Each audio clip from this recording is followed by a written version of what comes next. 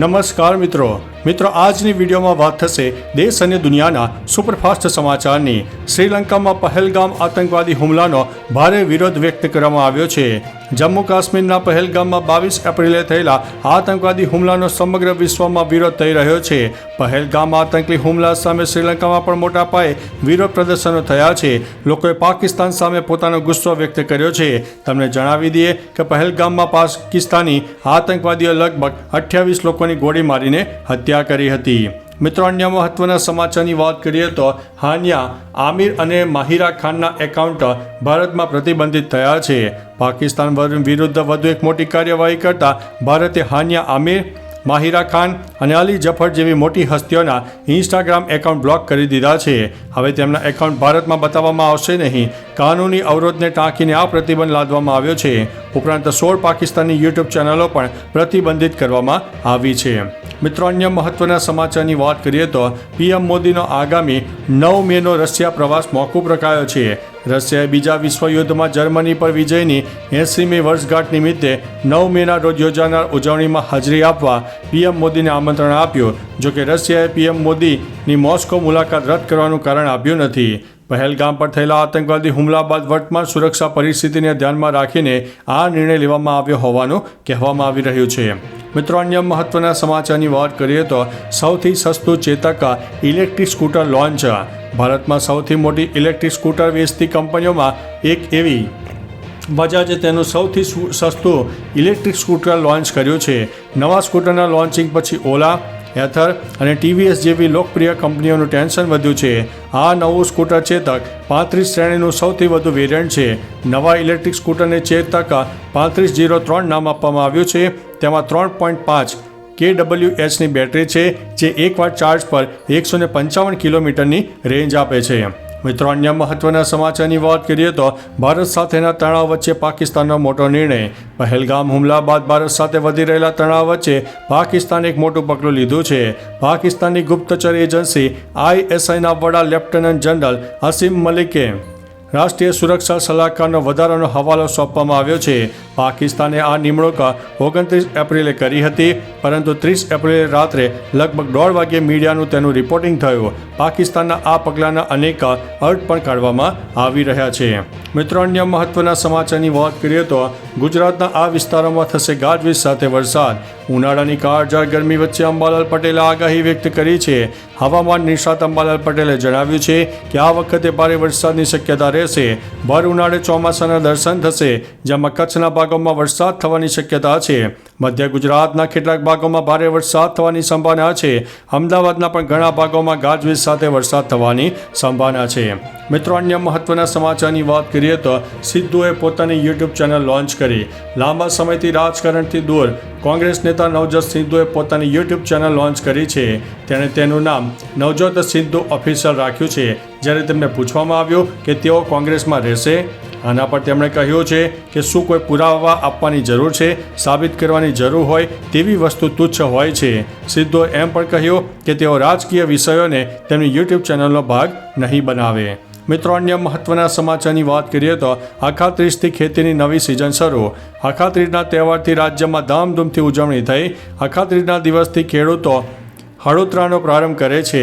જોકે સાબરકાંઠા જિલ્લાના હિંમતનગર તાલુકામાં આવેલા નિકોડા ગામમાં હળોતરાનો પ્રારંભ તો થાય છે, પણ એક અનોખી રીતે। અખાત્રીજ એટલે કે અક્ષય તૃતીયાના શુભ દિવસથી ખેતીની નવી સિઝનની શરૂઆત થાય છે અને એક સાથે 100થી વધુ ટ્રેક્ટરે ભગવાનનું નામ લઈને ખેતર ખેડ્યું હતું। મિત્રો, અન્ય મહત્વના સમાચારની વાત કરીએ તો વાપીની કંપનીમાં બોમ્બ બ્લાસ્ટની ધમકી આપનારો ઝડપાઈ ગયો છે। આલોક ઇન્ડસ્ટ્રીમાં બોમ્બ બ્લાસ્ટ થવાનો હોવાનો મેસેજ યુપી પોલીસ કંટ્રોલ રૂમમાં કોઈક વોટ્સઅપ દ્વારા મળ્યો હતો, જે અંતર્ગત ઉત્તર પોલીસે કંટ્રોલ બોર્ડે વલસાડ જિલ્લા પોલીસને સમગ્ર બાબતની જાણકારી આપતા પોલીસે બાબતને ગંભીરતાથી લઈને આલોક ઇન્ડસ્ટ્રીમાં પહોંચી સમગ્ર તપાસ હાથ ધરી, પરંતુ તપાસ દરમિયાન કોઈ શંકાસ્પદ ચીજવસ્તુઓ મળી ન હતી। સમગ્ર બાબત અફવા જણાઈ હતી અને અંતે આરોપીને ઝડપી પાડવામાં આવ્યો છે। મિત્રો અન્ય મહત્વના સમાચારની વાત કરીએ તો ગેસ સિલિન્ડર સસ્તા થયા. ઇન્ડિયન ઓઇલે એલપીજી ગેસના ભાવમાં સુધારો કર્યો છે. 19 કિલોગ્રામ કોમર્શિયલ સિલિન્ડર સસ્તું થયું છે. કોમર્શિયલ સિલિન્ડરની કિંમતમાં 17 રૂપિયાનો ઘટાડો થયો. કોલકાતામાં કોમર્શિયલ સિલિન્ડરની કિંમત હવે 1868 રૂપિયા અને 50 પૈસા, દિલ્હીમાં 1947 રૂપિયા અને 50 પૈસા, મુંબઈમાં 1699 રૂપિયા, ચેન્નઈમાં 1921 રૂપિયાને બદલે 1906 રૂપિયા થઈ ગઈ છે. મિત્રો અન્ય મહત્વના સમાચારની વાત કરીએ તો સિહોરમાં મૌન રેલીનું આયોજન. પહેલગામમાં થયેલા આતંકવાદી હુમલામાં નિર્દોષ સહેલાણીઓની હત્યા કરવામાં આવી, જેના પડઘા સમગ્ર દેશમાં પડ્યા. લોકો ભારે આક્રોશ કરી રહ્યા છે.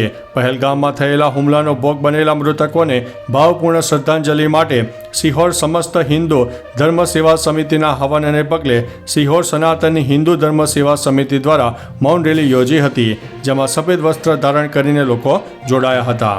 મિત્રો અન્ય મહત્વના સમાચારની વાત કરીએ તો ભારતની કાર્યવાહીથી પાકિસ્તાન ડર્યું, અમેરિકા પાસે માગી છે મદદ. પહેલગામ હુમલા બાદ ભારતની કાર્યવાહીથી પાકિસ્તાન ડરી ગયું છે. સમાચાર એજન્સીના જણાવ્યા અનુસાર પાકિસ્તાનના પીએમ શાહબાઝ શરીફે અમેરિકા પાસે મદદ માગી છે. પાકિસ્તાને અમેરિકાને અપીલ કરી છે કે તે ભારત પર જવાબદારીપૂર્વકતા અને નિવેદનબાજી ઓછી કરવા દબાણ કરે. અમેરિકાના વિદેશ મંત્રી માર્કો રૂબિયોએ બુધવારે રાત્રે વિદેશ મંત્રી એસ જયશંકર સાથે ફોન ઉપર હુમલાની નિંદા કરી હતી. મિત્રો અન્ય મહત્વના સમાચારની વાત કરીએ તો પાકિસ્તાન આર્મીની યુટ્યુબ ચેનલમાં ભારતમાં બેન થઈ છે. પહેલગામમાં આતંકવાદી હુમલા બાદ ભારત પાકિસ્તાન વિરુદ્ધ કડક નિર્ણય લઈ રહ્યું છે. ભારતે પાકિસ્તાન માટે તેનું હવાઈ ક્ષેત્ર બંધ કરી દીધું અને સવારે પાકિસ્તાન આર્મીની ઓફિશિયલ યુટ્યુબ ચેનલને પણ ભારતમાં બ્લોક કરી દીધી. આ પહેલાં કેન્દ્ર સરકારે ઘણી પાકિસ્તાની સેલિબ્રિટીઝના યુટ્યુબ ચેનલો અને પાકિસ્તાનના સંરક્ષણ પ્રધાન ખ્વાજા એક્સ હેન્ડલને પણ બ્લોક કરી દીધા છે. મિત્રો અન્ય મહત્વના સમાચારની વાત કરીએ તો ફિલ્મ ઇન્ડસ્ટ્રીમાં ભાગલા પડી ગયા હોવાનું સંજય દત્તે સ્વીકાર્યું છે. છેલ્લા ઘણા વર્ષોથી મોટી ફિલ્મો હિટ થઈ રહી છે. મોટા સ્ટાર્સ ફિલ્મો પણ બોક્સ ઓફિસ ઉપર ખાસ કરીને કમાલ કરી શકી નથી અને ઘણી ફિલ્મો થોડા દિવસોમાં થિયેટરોમાં દૂર કરવામાં આવી છે. હવે આ મુદ્દે સંજય દત્તે પણ સ્વીકાર્યું છે ફિલ્મ ઇન્ડસ્ટ્રી હવે સાથે નથી, તેના ભાગલા પડી ગયા છે. હાલ સંજય દત્ત તેની latest action comedy film the ભૂતનીના પ્રમોશનમાં વ્યસ્ત છે. મિત્રો અન્ય મહત્વના સમાચારની વાત કરીએ તો એટીએમમાંથી પૈસા ઉપાડવા પર વધુ ચાર્જ લાગશે. જો તમે એટીએમમાંથી પૈસા ઉપાડો છો તો ધ્યાનમાં રાખો કે મહિનામાં કેટલા ટ્રાન્ઝેક્શન કરો છો. મેટ્રો શહેરમાં દર મહિને માત્ર 3 વખત ફ્રીમાં એટીએમ ટ્રાન્ઝેક્શન કરી શકશો. તમે નોન મેટ્રો શહેરમાં 5 વખત ટ્રાન્ઝેક્શન કરી શકશો. ત્યારબાદ બેંકો દરેક ટ્રાન્ઝેક્શન પર 23 રૂપિયાનો ચાર્જ વસૂલી શકે છે. જો કોઈ ગ્રાહક એટીએમ પર બેલેન્સ ચેક કરશે તો પણ તેને 7 રૂપિયાનો ચાર્જ ચૂકવવો પડી શકે છે, જે પહેલાં 6 રૂપિયા હતો. મિત્રો અન્ય મહત્વના સમાચારની વાત કરીએ તો પીએમ મોદીએ ગુજરાતના સ્થાપના દિવસની શુભકામનાઓ પાઠવી.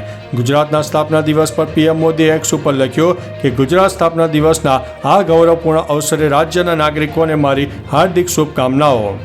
તેની આગવી સંસ્કૃતિ, ઉદ્યોગ સાહસિકતાની ભાવના, ગતિશીલતાને કારણે એક વિશિષ્ટ ઓળખ ગુજરાતે ઊભી કરી છે. રાજ્યના નાગરિકોએ વિવિધ ક્ષેત્રમાં ઉત્કૃષ્ટ પ્રદાન કર્યું છે. રાજ્ય પ્રગતિની નવી ઊંચાઈઓ પ્રાપ્ત કરતું રહેશે એવી જ અભ્યર્થના. મિત્રો અન્ય મહત્વના સમાચારની વાત કરીએ તો સુરતમાં પકડાયેલા 150 શંકાસ્પદમાંથી 100થી વધુ બાંગ્લાદેશીઓ નીકળ્યા છે. સુરતમાં ઓપરેશન બાંગ્લાદેશ અંતર્ગત ઝડપાયેલા 150 શંકાસ્પદમાંથી 100થી વધુ બાંગ્લાદેશી હોવાનો ઘટસ્ફોટ થયો છે, જેમાં 45થી વધુ મહિલાઓ છે તથા 50 લોકોના મોબાઈલમાંથી બાંગ્લાદેશના નંબર અને ચેટ પણ મળ્યા છે. ઝડપાયેલા બાંગ્લાદેશીઓ એજન્ટની મદદથી ભારતની સરહદ ક્રોસ કરીને ગેરકાયદેસર રીતે ભારતમાં ઘૂસ્યા હતા. તેઓ સુરત શહેરમાં વિવિધ ભાગોમાં છુપાઈને પણ રહેતા હતા. તો ચાલો મિત્રો, ફરીથી દેશ અને દુનિયાના સુપરફાસ્ટ સમાચાર લઈને મળતા રહીશું. ત્યાં સુધી અમને રજા આપશો. નમસ્તે.